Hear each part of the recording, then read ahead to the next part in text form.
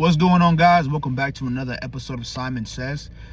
Today, I want to set the tone for this new year in 2024. Really, I'm not a big believer in New Year's resolutions. And it's a little late to talk about New Year's resolution as we're halfway through January now. But I'm not a big believer in them. I really don't make any New Year's resolution. I'll talk about them just for conversation's sake or to, kind of joke around with people. But I don't really make any New Year's resolutions, right? But if you're the type of person that does, I want to give you a word that maybe might set the tone for this year, and hopefully you can accomplish some of the goals that you set for yourself, right? And that tone is, it is not okay to be mediocre, all right? When I talk about mediocrity, mediocrity, I think it's mediocrity, yeah. I'm not talking about maybe you're doing the best that you can, and where you are is simply the best that you can do right now. That is not being mediocre. Being mediocre is simply accepting the circumstances around you right now and just saying, I'm never gonna improve, so there's no point in trying, right? That's kind of having a mediocre mindset. And when I say it's not okay to be mediocre, I want you to understand it is not your fault that you ended up in whatever situation, or maybe it is your fault. Who knows, right? Only you know. But it may not be your fault that certain things happen to you. Certain actions, were done to you. Certain people betrayed you. Whatever situation led you to where you are right now, it may not be your fault, but your reaction to it is everything. Your reaction is your fault, right? You have to take responsibility for how you're going to act after whatever catalyst caused you to be where you are right now. And you have to take responsibility for that and say, how am I going to get out of where I am right now, especially if I don't want to be here? How am I going to get from point A to point B and maybe see more success in my life, whether it's relationships, finances, career, whatever you want to fill in that blank with, right? And I say this because I see so many people who, rather than take initiative for their lives and actually try to figure out what ways they can improve, they're too caught up trying to list out all the problems that they have and how the world should help them fix it.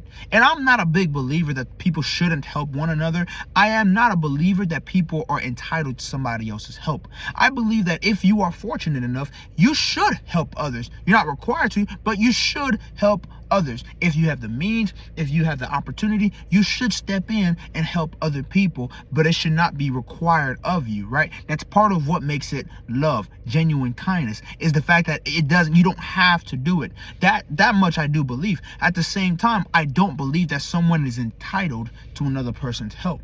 So therefore, if you're in a situation where you ask for help and someone gives you their help, don't sit there and say you can do more, all right? Because they didn't have to step in the first place. Now, I'm not trying to ruffle any feathers here with this video. I simply want to kind of get us all on the same track, a same mindset that I have, right? But I do believe that you should ask for help, but you should also be doing everything that you can to help yourself succeed. Our society today, in an effort, I believe, in a well-intended effort to help those who are less fortunate, we've made it, let me see how I can phrase this, right? In an effort to help those who are less fortunate, we have made those who are the definition of success the enemy. And to me, I think this is actually hindering more people than it is helping, right? I think that if you start to villainize the very people whose story is an inspiration to the people who are downtrodden, all of a sudden, the way to success becomes lost. It becomes muddled. It becomes unclear. It's no longer, people no longer have a desire to keep pushing and to keep persevering. All of a sudden, they're starting to ask for a handout, right? And I don't believe that a handout is a bad thing. However, I do believe when you have a lot of people asking for a handout from a finite amount of resources, things start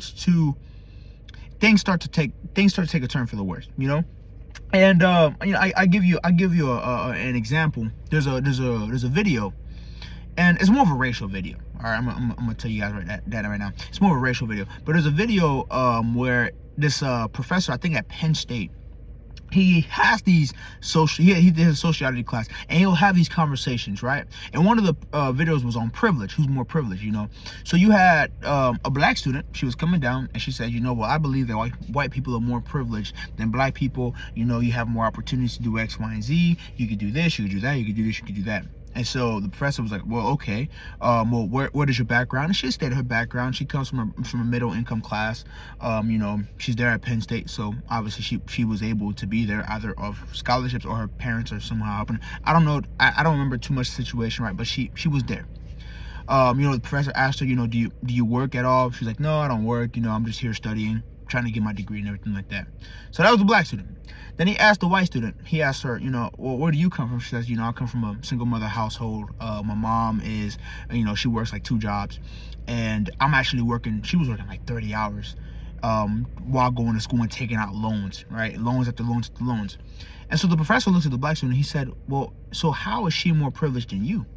And the black student, she says, well, maybe not her specifically, but white people in general. And the professor was like, well, that's a pretty terrible assumption to make if you don't know somebody's story. If you don't understand where someone is coming from or what things they overcame, and you're just simply judging them off of success, is that a pretty accurate assumption to say that they're just simply more privileged? And some people might agree and be like, yeah, it's a pretty accurate assumption. I am, on the other hand, of the mindset that if you judge someone by their results, right, and you completely miss out on what got them there, 9 times out of 10 you probably are wrong. It's really, really terrible to look at the fruits that somebody has produced in their life and simply think, well, they only got there because someone gave it to them, or they didn't work hard, not knowing there's a whole history behind that, not knowing that there were nights where someone worked and struggled and probably went without eating, without sleeping, things like that too. There's so many rags to riches story that we have heard on the internet. There's celebrities who are the living example of rags to riches. There are people who have gone from the worst places in life to the best places in life. And their stories, while you can't follow it exactly, still kind of gives you the framework of what success probably looks like, what is required out of you. Unfortunately, though, I think a lot of us were not willing to endure the terrible circumstances. And yes, they are going to be terrible, because if you want the extreme wealth, if you want success, it costs you something. It costs you time. It costs you effort. You're going to have to make some sacrifices. You can't have your cake and eat it too. And it's crazy. I just discovered, hold on, let me backtrack. I just discovered the paradox behind that meaning. And maybe you guys already knew, right? But it blew my mind when I really sat and thought about it. Because I was like, well, technically, you can't have your cake and eat it too. But then the paradox is, you cannot both possess your cake and then eat it. Because after you eat it, you no longer have a cake. So you cannot so if you're the type of person, you have something, you have a cake, you eat it, right? And you're satisfied, you then cannot complain about the fact that you don't have a cake, because you ate the cake. You did with the cake what you wanted to. So you can either have the cake and not eat it, or you can eat the cake and not have it, right? That blew my mind. All right, maybe I'm a little late to the party, but if you're like me and you didn't quite understand that analogy, there you go. Okay, but so many of us are both trying to have our cake and eat it too. We want the success, but we don't want the sacrifice. We want the respect, but we don't want to be respectful. We want the love, but we don't want to be loving. You see where I'm going with this, right? There is a requirement for success, and that requirement oftentimes requires sacrifice in some way, shape, or form. You might have to leave some people behind. You might have to turn away from certain habits. You might have to change your environment. Whatever it is that success requires of you, you're gonna have to sacrifice it. And if you don't, right, understand, you'll have exactly what you work for. It may not be what you want, but you will have exactly what you work for. And before anyone comes in here and says, well, what about this? What about that? What about this? What about that? I want you to ask yourself this question. Those examples that you've listed, is that your story? Because if it's not your story, don't then try to take someone else's story or someone else's example and say, well, I'm not going to listen to you because someone that I know is dealing with this. That's not your story. Don't try to take credit for someone else's circumstances. That's not your story. Focus on your story and let those that are different circumstances from you figure it out. Or better, let them seek the help that they need. But don't sit there and try to invalidate some legit advice or some criticism from other people because you know of a circumstance that invalidates that. If it's not your circumstance, don't do that. Because what you might actually be doing is rejecting or you might be dismissing the key piece of information that could actually get you on that path to success. I hope this video wasn't didn't ruffle too many feathers. I hope you guys understood what it is I was trying to say. I hope it made sense.